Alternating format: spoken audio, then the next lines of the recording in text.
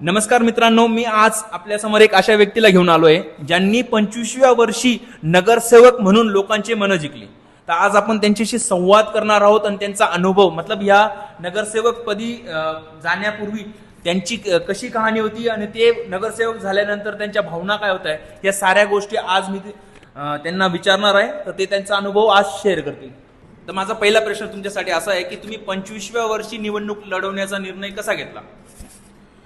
जसं की मला लहानपणापासून समाजकार्य करण्याची खूप आवड होती. लहानपणापासून मी शिवसाम्राज्य प्रतिष्ठानमार्फत वेगवेगळ्या प्रकारचे सामाजिक कार्य करत आलेलो आहे.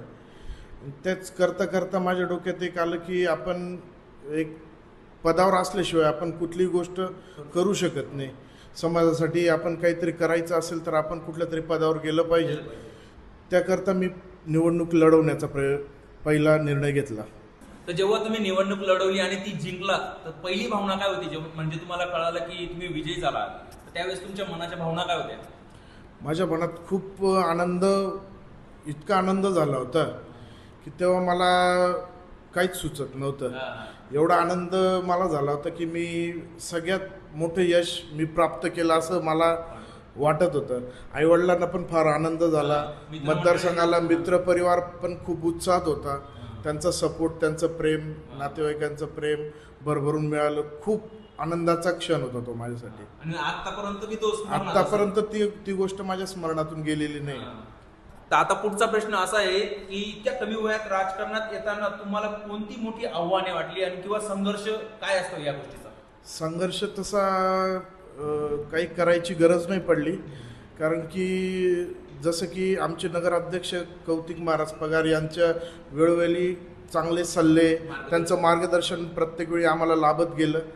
त्यांनी हे असं करायचं असतं, ते तसं, म्हणजे प्रत्येक गोष्टी आम्हाला समजून येईल. माझे 2 भाऊ पण नगरसेवक होते, त्याच्यामुळे मला त्यांच्यामुळे ते गोष्ट खूप अवघड गेली नाही.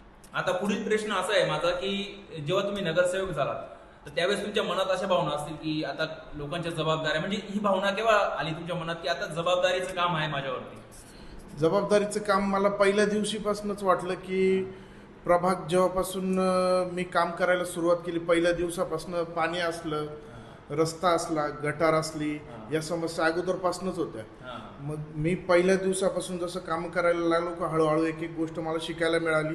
या गोष्टींसाठी काय करावं लागतं, कोणत्या गोष्टींसाठी काय करायला लागतं, त्या गोष्टी मी प्रत्येक मिटिंगमध्ये मांडत गेलो, शिवसाहेबांकडे मांडत गेलो. त्या गोष्टीचा प्रत्येक गोष्ट मी सोडवण्याचा प्रयत्न करत गेलो आणि त्या मी योग्यरित्या सोडवल्या पण. त्याच्यातून शिकत पण, त्याच्यात मला शिकण्याची खूप आवड आहे लहानपणापासून, त्याच्यामुळे शिकायलाही मिळालं आणि सोडवताही आलं. अनुभव पण वाढला. अनुभव पण खूप छान मिळाला त्याच्यात. आता एक माझा असा प्रश्न आहे तुम्हाला की आता जे नवीन पोरं आहेत, तर त्यांना राजकारणात येण्याबद्दल तुम्ही काही सल्ला देऊ शकता का? म्हणजे असं की त्यांनी राजकारणात आल्यानंतर त्यांना कुठल्या प्रकारचा प्रॉब्लेम फेस करावा लागू शकतो, किंवा मग राजकारणात आल्यानंतर कशी जबाबदारी उचलावी लागते, या गोष्टी कशा शेअर करू शकता तुम्ही? राजकारण म्हणण्यापेक्षा त्याला आपण समाजकारण म्हणू. समाजकारणची व्याख्या अशी आहे, आपण सर्वात अगोदर समाजासाठी काय करू शकतो, त्यांचे प्रश्न कशा पद्धतीने सोडवू शकतो, याच्याकडे जास्त लक्ष दिलं तर आपण राजकारणात 100% यशस्वी होऊ शकतो.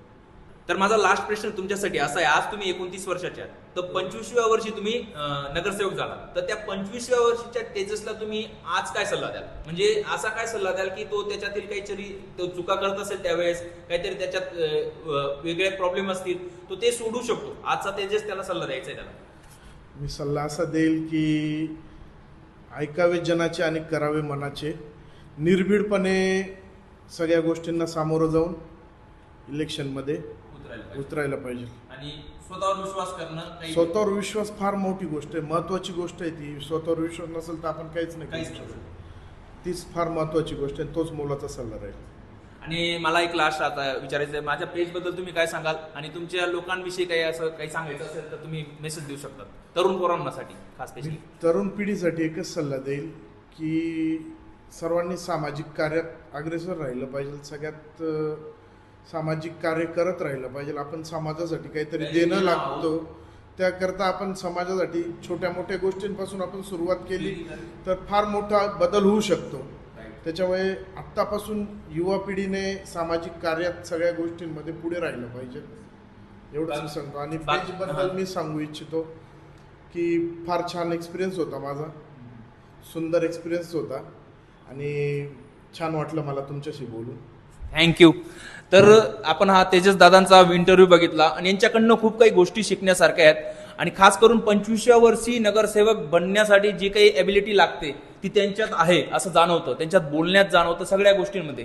तर मला वाटतं अशा व्यक्तींकडनं आपण बी इन्स्पिरेशन घेतलं पाहिजे आणि समाजासाठी काहीतरी देणं म्हणून पुढं आलं पाहिजे. तर